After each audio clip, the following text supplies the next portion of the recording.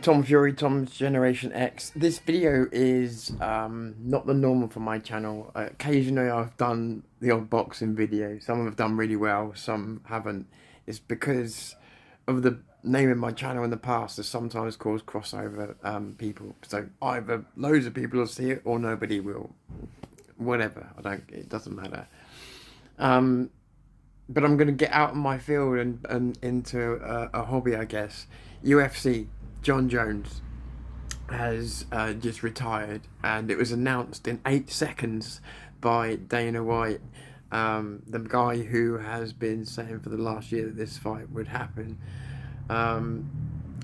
Anybody who watches this video, I'm going to assume you already know what I'm talking about, and you will already know that he's retired. That's where this video starts.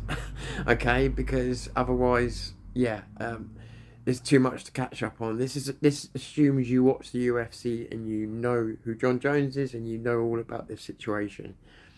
If you do, all I wanted to do was play devil's advocate for a second. And this is why, if anybody's watched to this point, this might annoy you. It might annoy you, but just so you know, I'm not a Jon Jones fanboy. I can't not respect that he ain't been beaten, but this whole situation has had me as irritated as anybody else. And I wanted him stripped simply because he's fought twice in is it about 6 years, something like that. So don't get me wrong, that's been my standpoint. But as he's now retired and everyone's quite rightly tearing into pieces, I've been watching the MMA Guru and people like that, and I've been roaring with laughter watching and enjoying what Jon Jones deserves for what he's done, and you know what he's put Tom Aspinall through. However, there was something that crossed my mind. I thought of Conor McGregor and I thought about how much money he had and how that changed him, and that's probably why they don't want to change fighter pay in UFC, because once they get money, they don't want to fight. And look how many times Jon Jones has fought in the last 10 years. You'd be surprised. Brendan Sharp. But yeah, but what I haven't considered until watching all these people ripping them apart and enjoying it, I stopped for a moment and I just thought, do I remember, and I'm pretty sure I do, I'm pretty sure Jon Jones was making tweets and putting out messages, I'd like to say a year ago now, if not a year close to, saying that he was happily sort of retired, and that he didn't need the money, blah, blah, blah.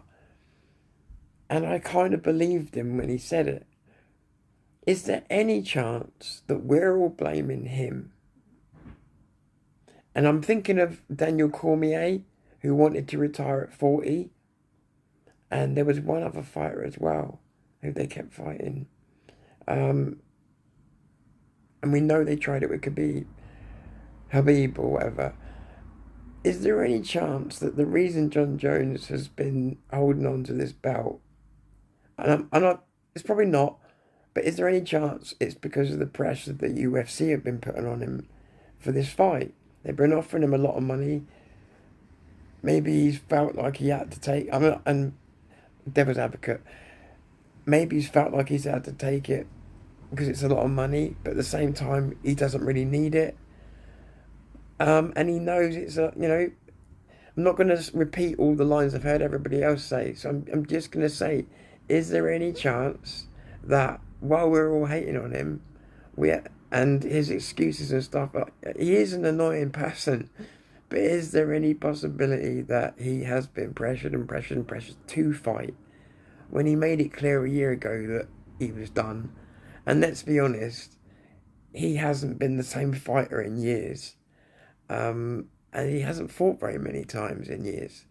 He's really last generation fighter. Everybody keeps calling him like this, fighter that's fought through generations. No, he hasn't. That's the thing. No, he hasn't. If he'd said he'd retired about 10 years ago, and then just made these comebacks like these boxers do, this would all make a lot more sense. It's only because he never said the words. But he basically retired about, if not 10 years ago, about 8 years ago, and then made the odd comeback here and there. And this time has held on to a title. That's how I see it. To me, Jon Jones has been mostly irrelevant to fighting up until the point where he held the division up. That's to me the first point where he's been relevant for quite some time. Beating Cyril Gane wasn't relevant. Ngannou had left. I don't blame anyone for it, but he left. He had an insignificant fight, and then and again, people forget that when he beat Cyril Gane for the title at heavyweight. Bear in mind, Daniel Cormier jumped straight up to heavyweight. It took him 3 years to make the jump up to heavyweight, and he only made that jump pretty much the moment that Francis Ngannou had left the organisation. Suddenly, he went up and fought Cyril Gane and became champion, and has done nothing since. And yeah, this is stuff you know. Anyway, but playing devil's advocate, is there any chance that we're all blaming him? Is there any chance that the UFC has tried to pressure this situation? Because if I remember rightly, and tell me if I'm wrong, if I remember rightly, he did say he was done at the end of his last fight, and it was Dana White that said, "No, let me talk to him." Maybe I'm wrong. Maybe I'm wrong. Correct me if anybody sees this. I doubt they will, because I'm going to put this out on the channel that's damaged, so we'll see.